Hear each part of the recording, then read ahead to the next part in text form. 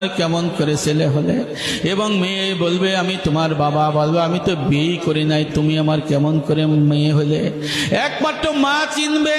এই অবস্থায় এক ঘোষণাকারী ঘোষণা করবে, কে আসো তোমরা, তোমরা তোমাদের হক আমানত বুঝে নিয়ে যাও। এই হাদিসটা বর্ণনা করেছেন হযরত আব্দুল্লাহ ইবনে মাসউদ রাদিয়াল্লাহু আনহু।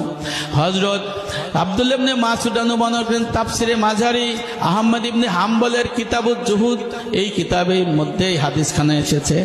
এই ঘোষণাকারীর ঘোষণা শুরু করার মাত্রই সর্বপ্রথম আমানত অধিকার পাওয়ার জন্য দৌড় শুরু করে দেবে আপনার স্ত্রী, আপনার ছেলে মেয়ে, আপনার ছোট ভাই বোন অধীনস্থরা। যাই বলবো, হে আমার রব, এই আমার স্বামী, এই আমার স্ত্রী, এই আমার ভাই বোন, এইভাবে বলবে আমাদের হক নষ্ট করছিল, আমানত নষ্ট করছিল, দ্বীনি ইলম শিক্ষা দেয় নাই, এর বিচার করেন।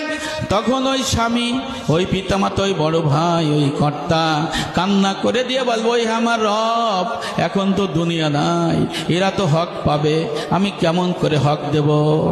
তখন আল্লাহ বলবে, ফেরেশতা দেখো এর আমল নামাই কোনো পুণ্য আছে কিনা। পুণ্য থাকবে তখন স্ত্রীকে, নিজ ছেলে মেয়েকে, ভাই বোনকে এই আমল নামা দিতে দিতে শেষ হয়ে যাবে।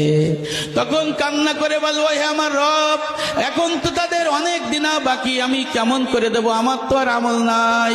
আল্লাহ ফেরেশতাকে বলে, ফেরেশতা, এই স্বামী, এই পিতাকে, এই বড় ভাইকে আমানত হক নষ্ট করার জন্য মাথা নিচের দিক দিয়ে পা উপর মধ্যে জাহান্নামে নিক্ষেপ করো। আপনারা আমরা যারা দুনিয়াদারি, দুনিয়া ভোগ করতেছি, দুনিয়ার জন্য আমরা সব করতেছি, অথচ দিনের জন্য কিছু করতেছি না।